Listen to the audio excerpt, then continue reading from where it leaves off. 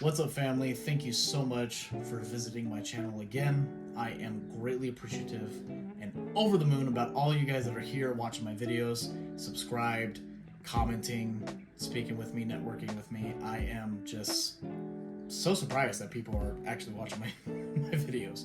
So this video is going to be quick, and it's about what I've learned over doing 1,300 trips with Uber, right? Transporting 1,300 people. Now, I'll preface, sometimes a trip is just one person and I might not even talk to them. Sometimes a trip is 2, 3, 4 people and I get to speak to a bunch of people.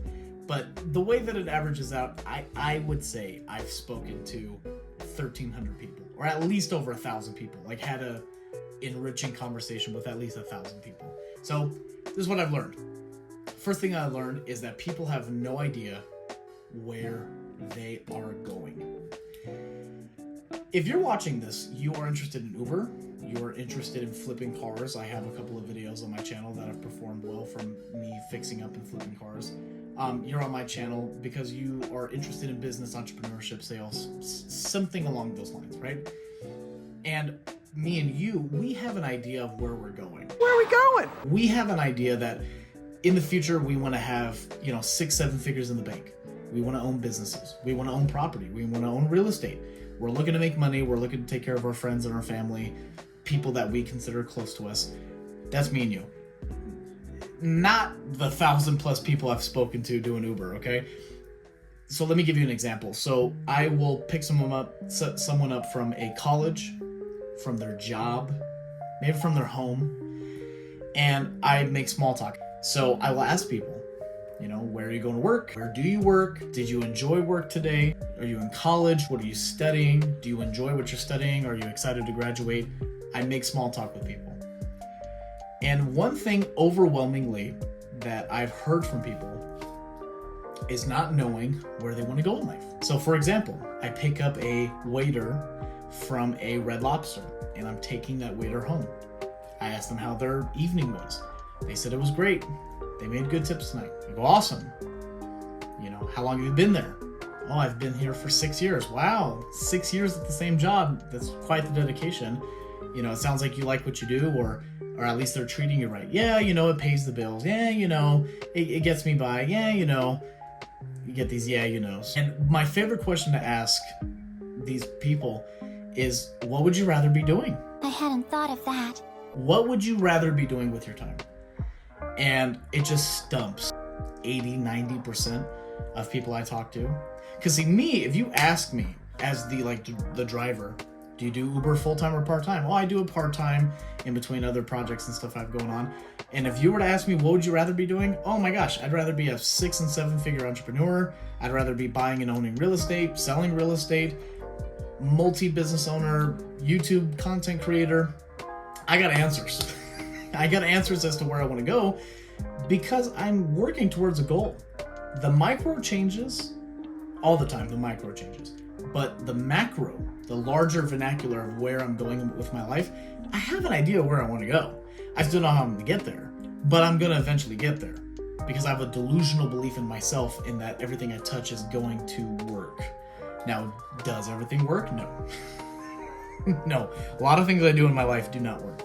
But I have a delusional belief that eventually I'm going to figure it out, and it will work. 80-90% of people I've spoken to doing Uber, they have no idea what they want to do. What would you rather be doing, Mr. Waiter from Red Lobster? I don't know. I haven't really thought about that. How old are you? Oh, I'm 39. Damn.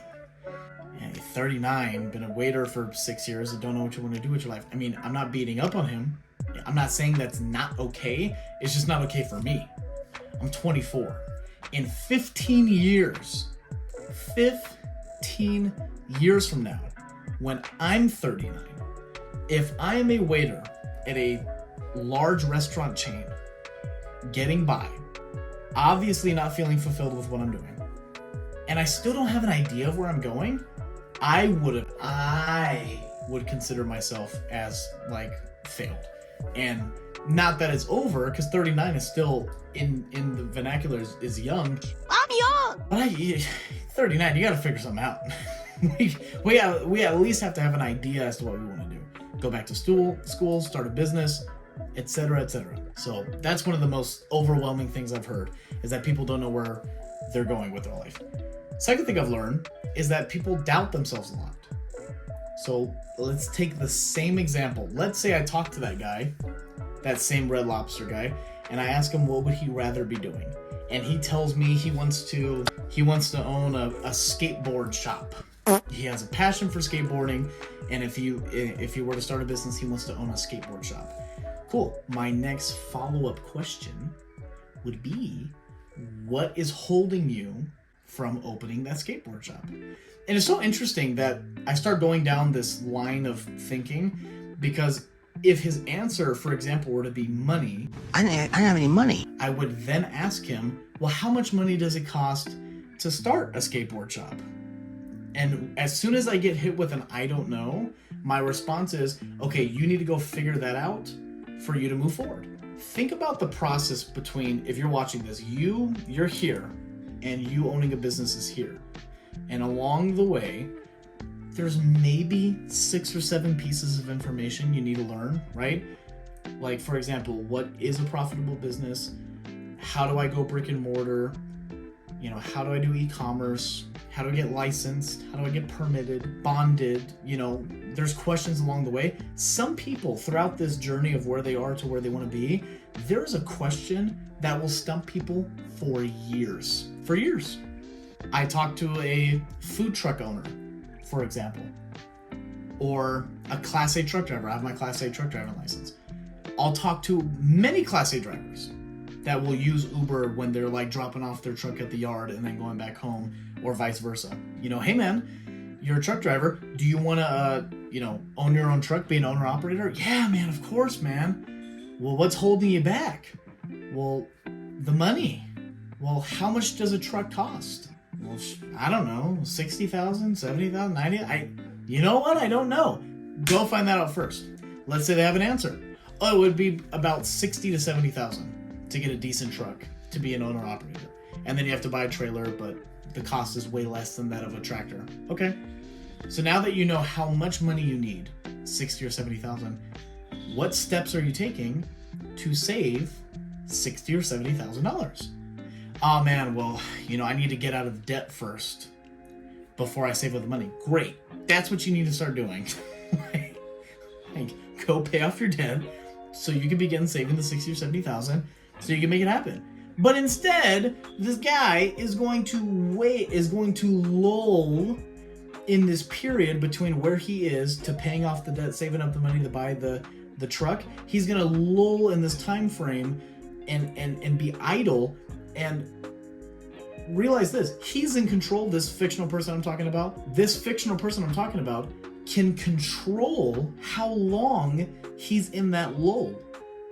He can pay off his debt within, 18 to 24 months, and then save up 60 to 70,000 within a couple of years after that, and have his gap be this big.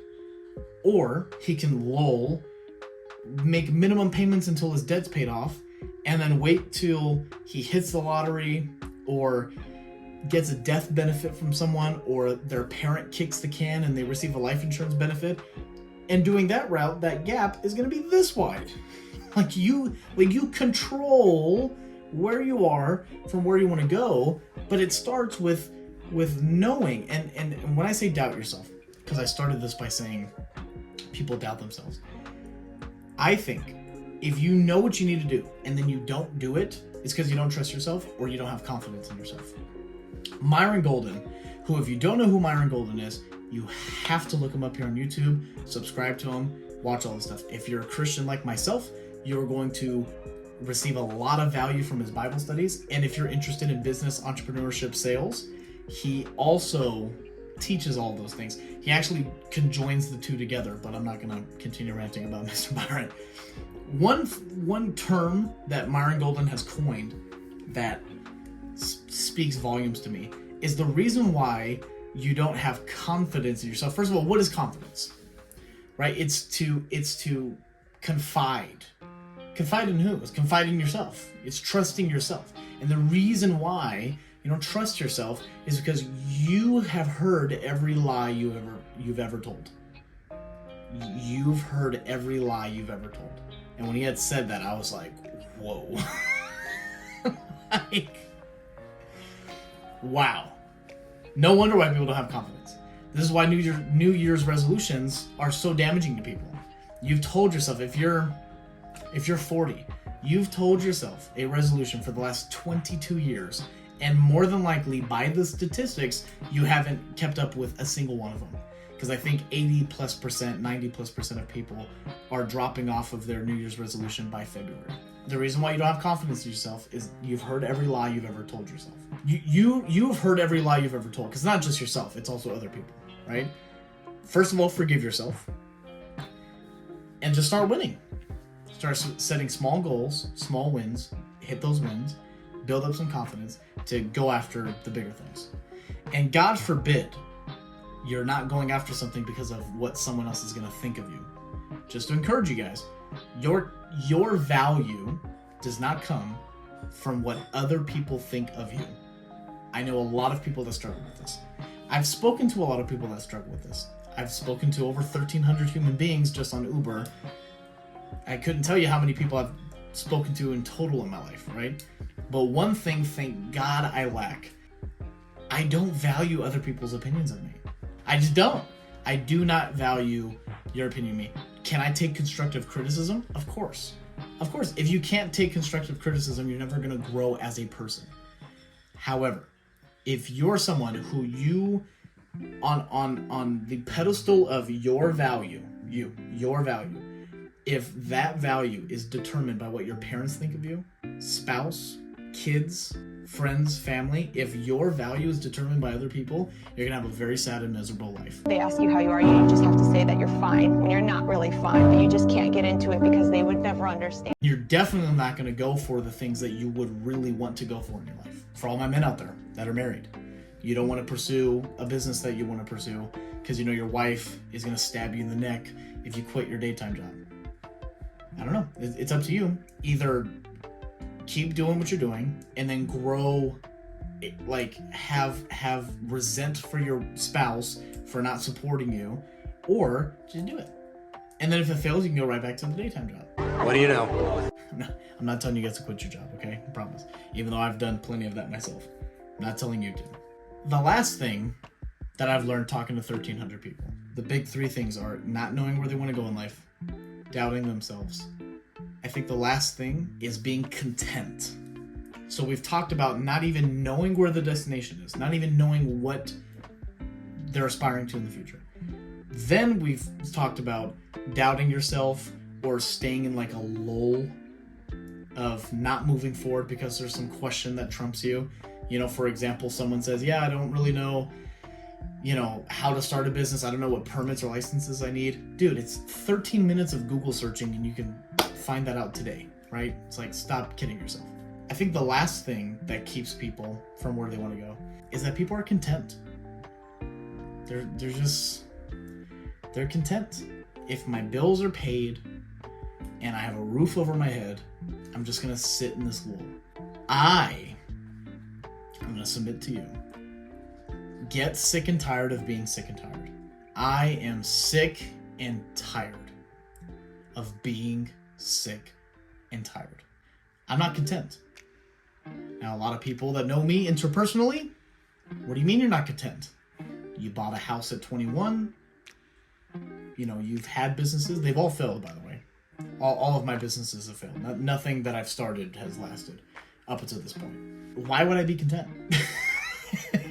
Why would I be content? Okay, I get married at 18. I buy a house at 21. Now I'm 24. I'm married with 3 kids. Thank God. Love my family to death. But imagine if I got to this point in my life and then that's it. That's it.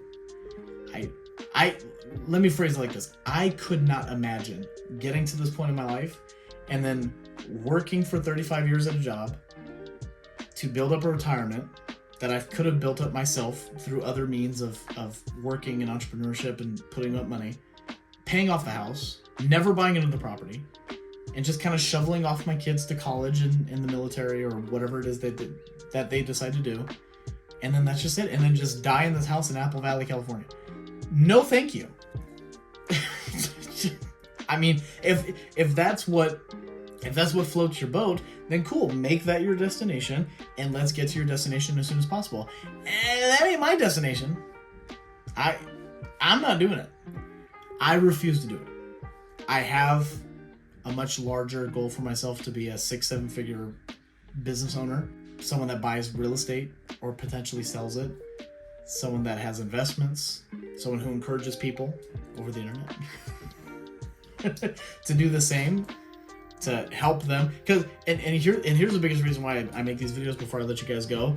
I want to be on the internet what I needed when I was 18, 19, 20, 21 years old. That's what I want to be.